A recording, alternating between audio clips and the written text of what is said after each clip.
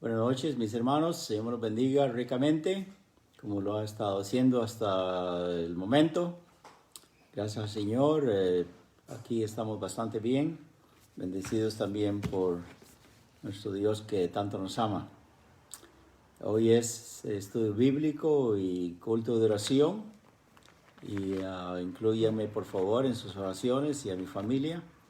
Y que el Señor pronto nos dé la oportunidad de estar juntos, cantando, predicando, alabando a nuestro Dios. Amén.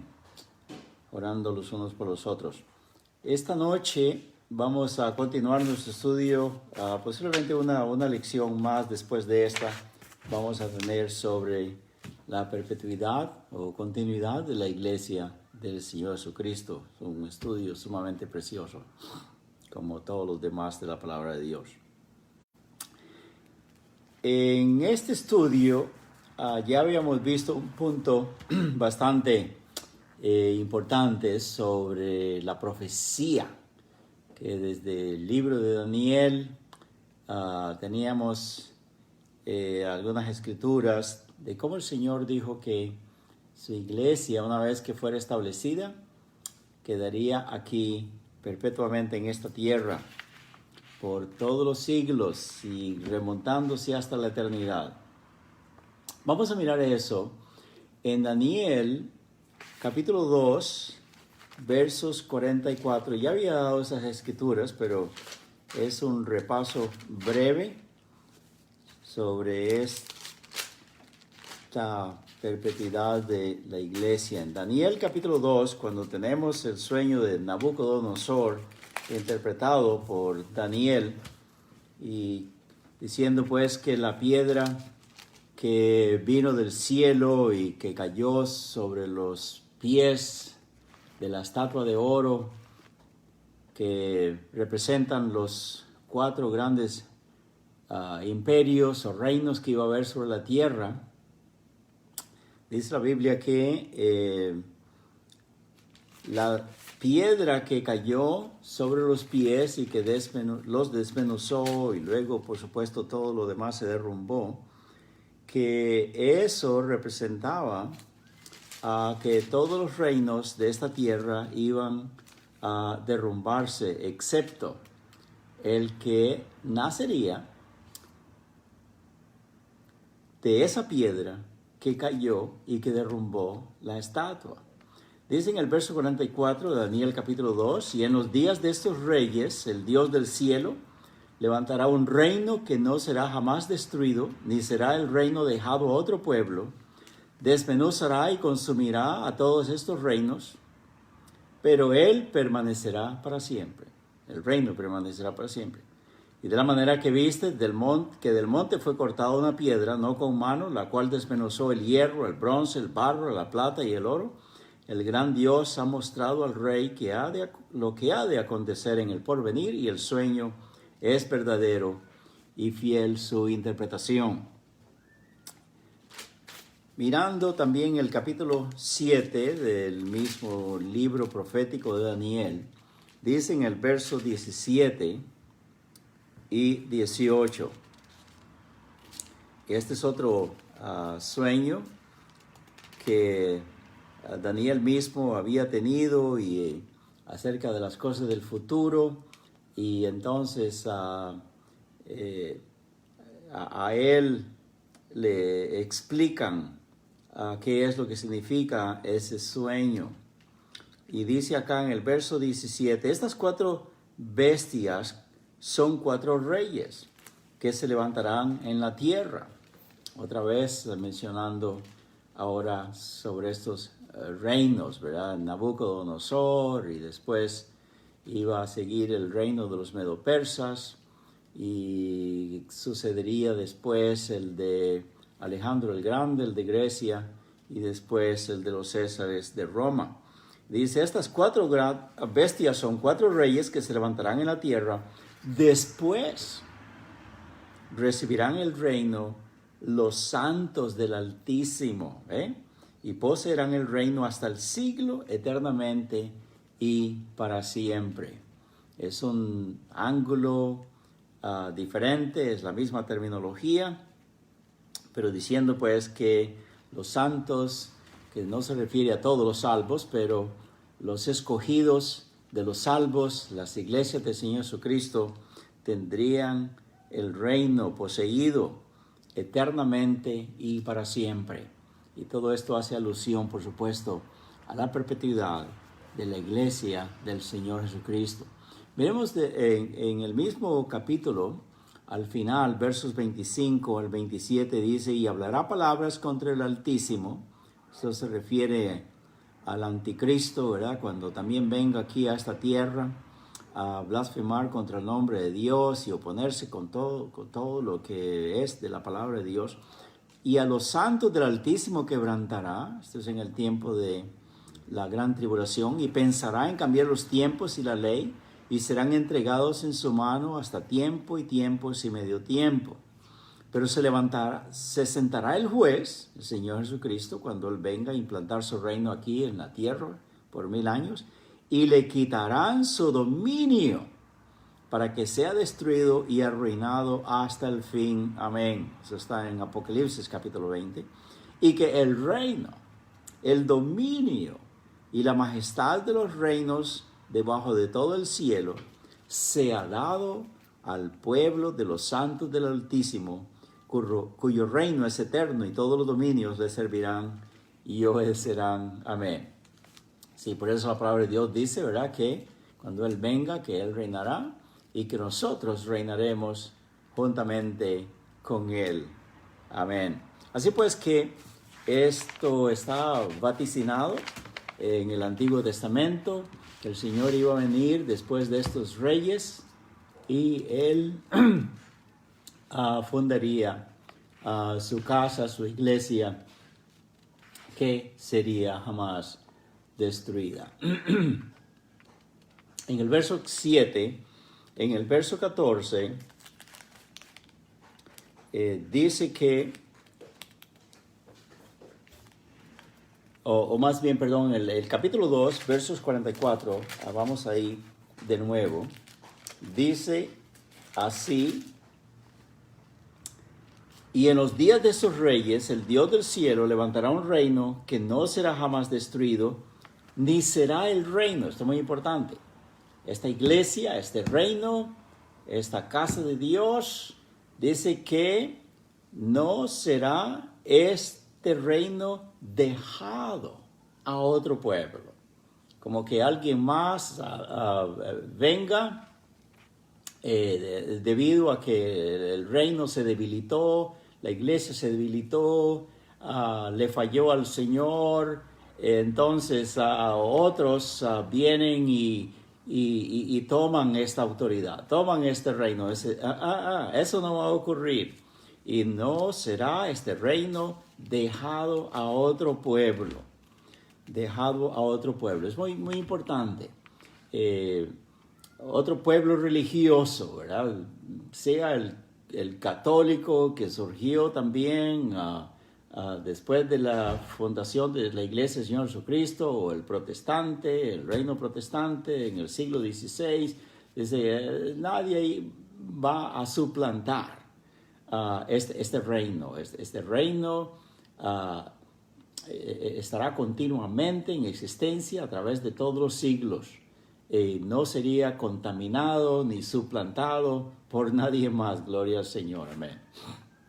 Nuestro Dios pues vaticinó o predijo que todos estos reinos serían destruidos, sean reinos del mundo cívico, del mundo religioso, pero el de Él, el suyo, su iglesia, permanecería para siempre. Gloria al Señor. Amén. Así pues que, bueno, esto es sumamente precioso. La palabra de Dios nos dice cuál ha sido el plan de Dios y cómo Él ha llevado a cabo lo que Él planeó, porque Él es fiel. Amén. En Hebreos capítulo 12, el versículo 25 al 28, vea lo que dice en cuanto al reino. Hebreos capítulo 12, versos 25 al 28. Mirad que no desechéis al que habla, Porque si no escaparon aquellos que desecharon al que los amonestaba en la tierra, que fue Moisés, mucho menos nosotros si desecháramos al que amonesta desde los cielos, el cual es el Señor Jesucristo, la voz del cual conmovió antes la tierra, pero ahora ha prometido diciendo, aún una vez, y conmoveré no solamente la tierra, sino también el cielo. Todos podemos acordarnos muy bien cuando hubo esta conmoción en el monte Sinaí, y a eso es lo que está haciendo referencia acá el autor. Y dice, y esta frase, verso 27, aún una vez indica la remoción de las cosas movibles como cosas hechas para que queden las inconmovibles. Estas cosas movibles se refieren sí a estos reinos de que estamos hablando, a estas instituciones terrenales, de hombres, no importa las que sean. Dice, son cosas hechas por los hombres y todo esto va a ser movible, hecho a un lado. Dice, para que queden las inconmovibles. ¿Y cuáles son? Dice verso 28, así que recibiendo nosotros, ¿un qué? Un reino inconmovible. Tengamos gratitud y mediante ella sirvamos a Dios agradándole con temor y reverencia. Amén. Porque hermanos, por supuesto que el hecho de que tengamos esta herencia, esta bendición de pertenecer, no solamente ser salvos, pero ser bautizados escrituralmente, ser parte constituyente de este reino de Dios, de la iglesia del Señor Jesucristo, la que Él compró con su sangre, la que Él estableció en esta tierra, con toda la autoridad de la Trinidad que la dejó antes de irse para el cielo para continuar el trabajo que Él había comenzado. Hermanos, y saber que es un reino inconmovible, que ha sido inconmovible por 21 siglos ya, porque la palabra de Dios dice que así va a suceder y ha sucedido. Esta gran verdad debería traer un respeto gozoso y único para la iglesia del Señor Jesucristo. Amén. Nos debe dar alegría, gozo, júbilo, saber que nosotros constituimos esta casa de Dios inconmovible y perpetua. Amén.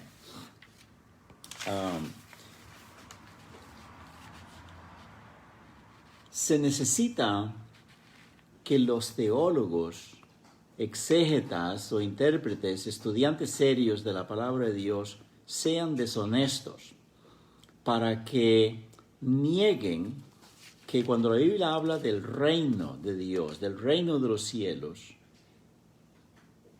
se refiere a la iglesia del Señor Jesucristo, porque a ella fue que el Señor Jesucristo le dijo, a ti te daré las llaves del reino de los cielos. Y llaves implica la autoridad.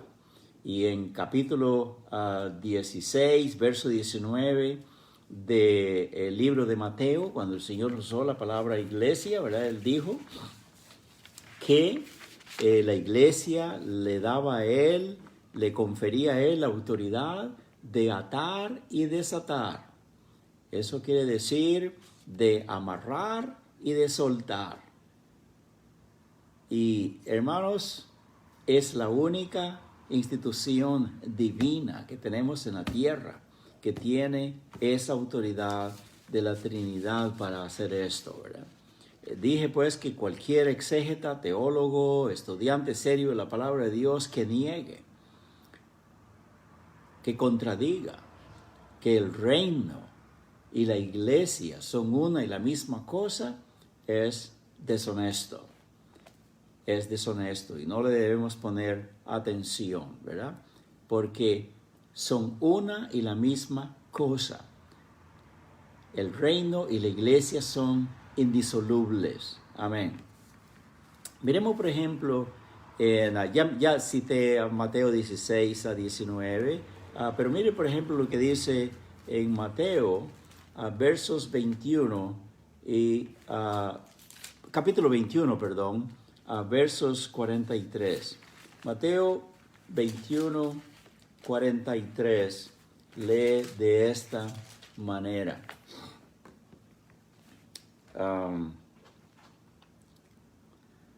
Por tanto os digo que el reino de Dios será quitado de vosotros y será dado a gente que produzca los frutos de él. Y el que cayere sobre esta piedra será quebrantado, y sobre quien ella cayere le desmenuzará. Esta es la aplicación de la parábola que el Señor está diciendo a los judíos de un padre de familia que plantó una viña, que la cercó de vallado, que cavó un lagar, etcétera, etcétera, edificó una torre y todo lo demás, ¿verdad? Y que la dejó y se fue. Y después cuando envió a sus siervos para que le trajeran el fruto, el beneficio de sus inversiones, de su trabajo, dice la palabra de Dios que lo que hicieron estos hombres fue golpear a los enviados, a los emisarios y hasta matarlos, ¿verdad? Y el Señor dijo, bueno, voy a mandar a mi hijo a ver si acaso tienen respeto. Pero cuando ellos miraron que era el hijo, se dieron cuenta que era el hijo, dice, este es el hijo, este es el heredero, matémoslo para que la heredad sea nuestra. El egoísmo, la ceguera espiritual en que estos judíos se encontraban es lo que ellos harían con el Señor Jesucristo. Está profetizándoles ahí, yo soy el hijo y ustedes me van a matar. Ustedes me van a matar. Entonces cuando Él aplica la parábola, les dice a ellos, este es el reino de Dios, será quitado de vosotros y será dado a gente que produzca el fruto de él. Hablando ya pues de que los judíos, lo que han tenido por miles de años atrás, que es la autoridad de representar al verdadero Dios, de tener ellos el sacerdocio, el culto, las promesas y todo lo demás que Dios les dio para que su palabra cundiera por todo el mundo, pero ellos le fallaron miserablemente. Entonces el Señor dice, como ustedes han absorbido todo esto para ustedes y no han sido de bendición para todo el mundo, entonces el reino, la autoridad que se les ha dado a ustedes para que administren el reino de Dios será quitado de ustedes y dado a otra gente. Mire cómo el Señor aquí pues está vaticinando, prediciendo que esto sería después dado a nosotros los gentiles, y por cierto que lo fue. Amén. Así pues que miremos cómo el reino y la iglesia es la misma cosa. En Lucas capítulo 17, versos 21, dice también otro texto muy poderoso sobre esto. Dice en el verso 21 del capítulo 17, porque le preguntaron, verso 20 dice que algunos de los fariseos cuando le preguntaron cuándo había de venir el reino de Dios, les respondió, les dijo, el reino de Dios no vendrá con advertencia, ni dirán, helo aquí, helo allí, porque aquí el reino de Dios entre vosotros está. Porque ahí estaban los miembros de la iglesia también, ¿verdad? Caminando para allá y para acá, identificándose con el Señor Jesucristo, y dijo que el reino aquí está entre ustedes. Él es el rey y los demás son sus súbditos, ¿verdad? Los salvos, los bautizados por Juan el Bautista, ellos que ya han sido constituidos como la iglesia del Señor Jesucristo, entre vosotros ya está acá el reino, ¿verdad? Y en el capítulo 22, versos 29 al 30, dijo también el Señor,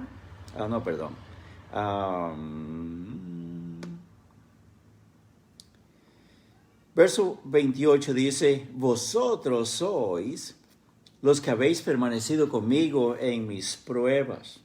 Verso 29, yo pues os asigno os señalo, os doy, os confiero un reino como mi Padre me lo asignó a mí, para que comáis y bebáis a mi mesa y mi reino, y os sentéis en tronos juzgando a las 12 tribus de Israel. Amén. Mire cómo acá pues el Señor está diciendo, yo les he asignado este reino, esta autoridad para administrar el trabajo, la obra, el ministerio del reino de mi Padre. Amén. Por eso dije yo, ningún teólogo, ningún exégeta, ningún serio estudiante de la palabra de Dios va a estar negando que el reino y la iglesia del Señor sean dos cosas diferentes, porque es la misma. Amén. Muy bien. Otro punto importante, pues, que miramos sobre la perpetuidad de la iglesia del Señor Jesucristo es el propósito de la existencia de la iglesia del Señor. ¿Cuál es el propósito? Podemos decir que es un propósito triple, ¿verdad? En Lucas capítulo 24, o no, más bien, comencemos con el libro de Hechos. En Hechos capítulo 1, versículos 3 y 4, dice así. Esto nos relata cómo Lucas, el evangelista, está diciéndonos punto por punto sobre la historia del Señor Jesucristo. Y dice acá, pues, de que después de que Él murió y resucitó y se fue, que estuvo con los apóstoles por 40 días, hablándoles más del reino de Dios. Dice que también se presentó vivo, con muchas pruebas indubitables, apareciéndoseles durante 40 días y hablándoles acerca del reino de Dios, y estando juntos les mandó que no se fueran de Jerusalén, sino que esperasen la promesa del Padre, la cual Él dijo, oísteis de mí. Y dice en verso 8, en el mismo capítulo, dice, y recibiréis poder. Ustedes, a quienes les estoy hablando de más acerca del reino de Dios, de mi iglesia, que son ustedes, y que yo los dejo aquí en la tierra, recibiréis poder cuando haya venido sobre vosotros el Espíritu Santo, y me seréis testigos en Jerusalén, en toda Judea, en Samaria, y hasta lo último de la tierra. Así pues que el propósito para el cual el Señor dejó su iglesia acá, establecida, fuerte, investida del poder del Espíritu Santo y con la autoridad de la Trinidad para continuar el trabajo que Él comenzó. Él dice, para que mi evangelio de salvación pulule por toda la tierra. Y ustedes son mis testigos para hacer estas cosas, ¿verdad? Aquí tenemos la primera razón, porque el Señor pues dejó su iglesia, esa asamblea local, visible, soberana, que dejó investida aquí con poder, para que su palabra sea predicada por todo el mundo. Es una proclamación continua, es una proclamación incesante del Evangelio, la que Él quiere que su iglesia esté constantemente enunciando. En Lucas capítulo 24, versículos 46 al 49, eso es lo que dice también otro texto paralelo a Hechos capítulo 1, verso 8. En Lucas 24, 46, dice así. Y les dijo el Señor Jesucristo a ellos, a los que iban, los que ya le habían visto resucitado y estaban con Él, dice, así está escrito, así fue necesario que el Cristo padeciese y resucitase de los muertos al tercer día. Y que se predicase, en su nombre, en su autoridad, en su poder, el arrepentimiento y el perdón de pecados en todas las naciones, comenzando desde Jerusalén. Y vosotros sois testigos de estas cosas. He aquí yo enviaré la promesa del Espíritu Santo sobre vosotros, pero quedaos vosotros en la ciudad de Jerusalén hasta que seáis investidos del poder de lo alto. Amén. Qué gran propósito, qué gran objetivo tiene el Señor, pues, o ha tenido el Señor a través de todos estos siglos, para que su iglesia tenga esta incesante existencia, permanencia, perpetua, continuidad aquí en la tierra, ¿verdad? Después de predicar el Evangelio y bautizar a los candidatos, a los hijos de Dios que quieren morir al mundo, morir al pecado, morir a sus propios malos hábitos, pero tener una vida nueva, limpia, digna del Señor, se bautizan, se hacen miembros en la iglesia, donde también, ¿qué se hace en la iglesia? Además de predicar el Evangelio, enseñar y practicar la verdad, y solamente la verdad.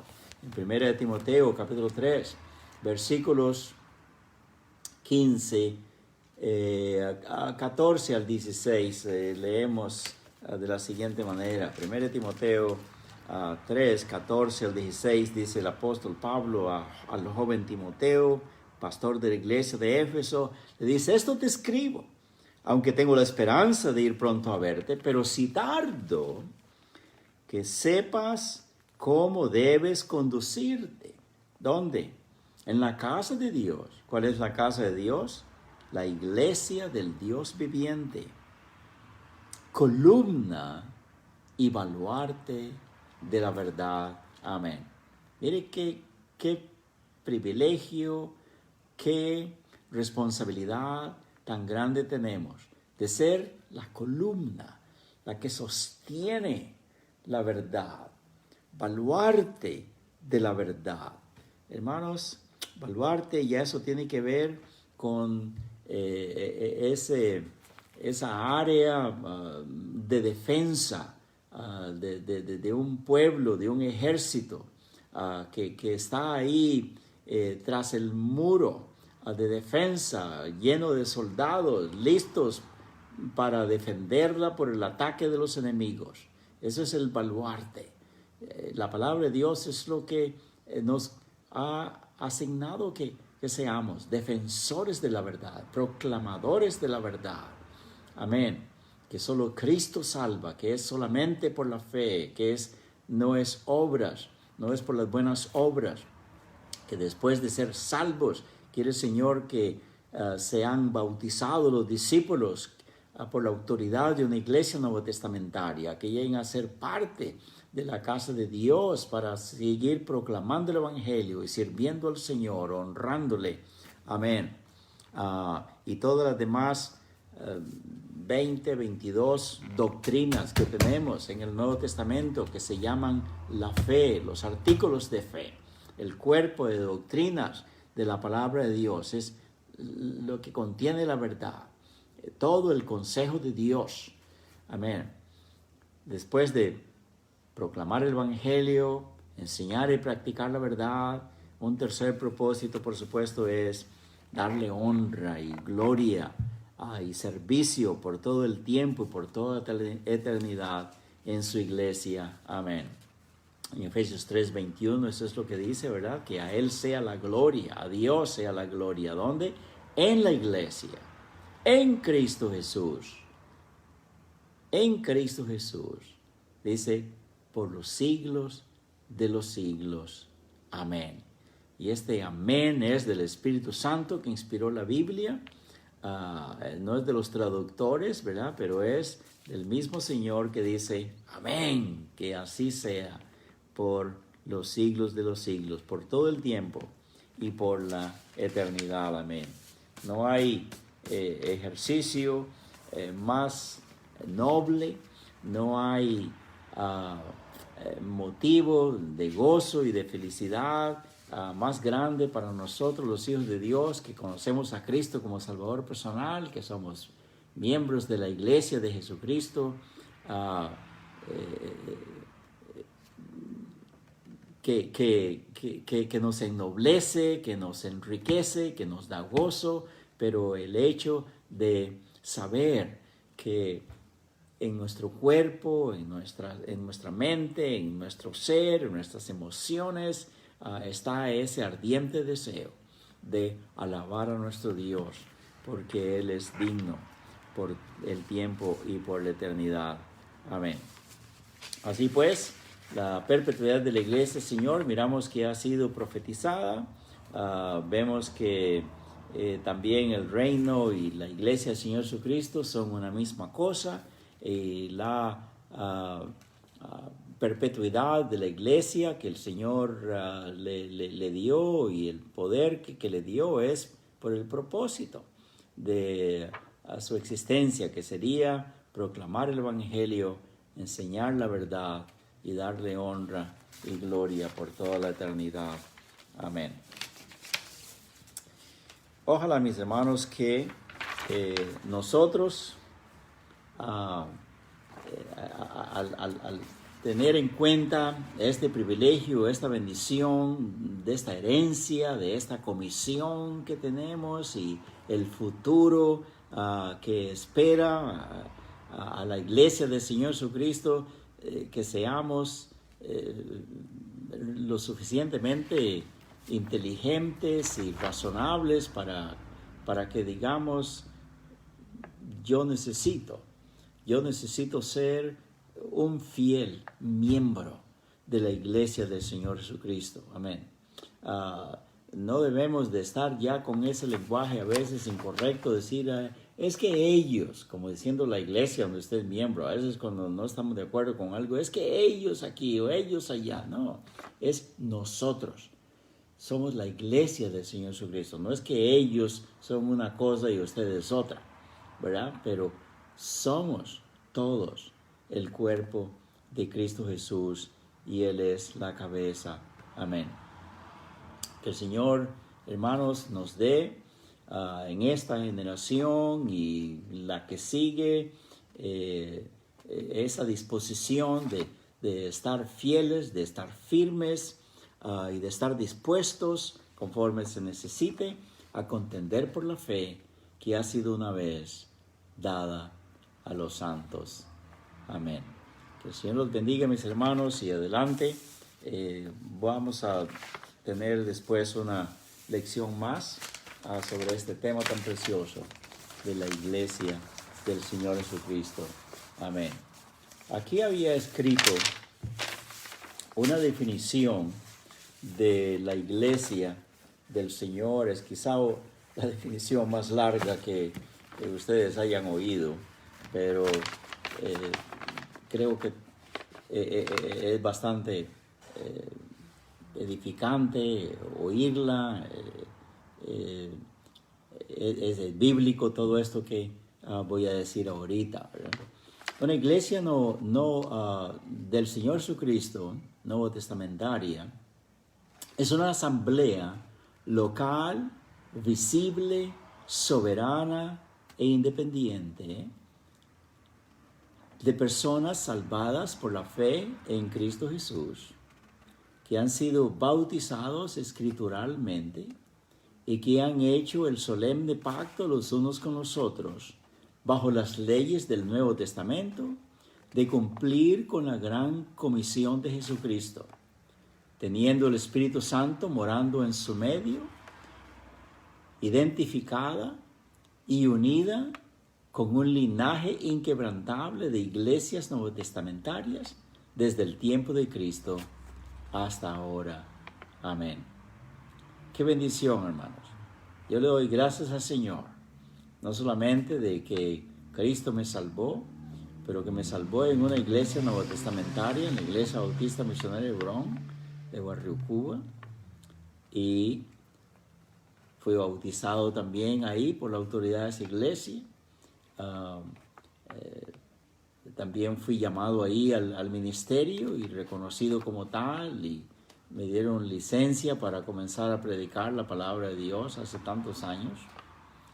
Y también ahí el Señor me dio la compañera de mi vida, a mi esposa, y ahora todos mis hijos y mis nietos, gracias al Señor, estamos haciendo pues todo lo posible para servir al Señor. Amén. Señor los bendiga, mis hermanos, a todos.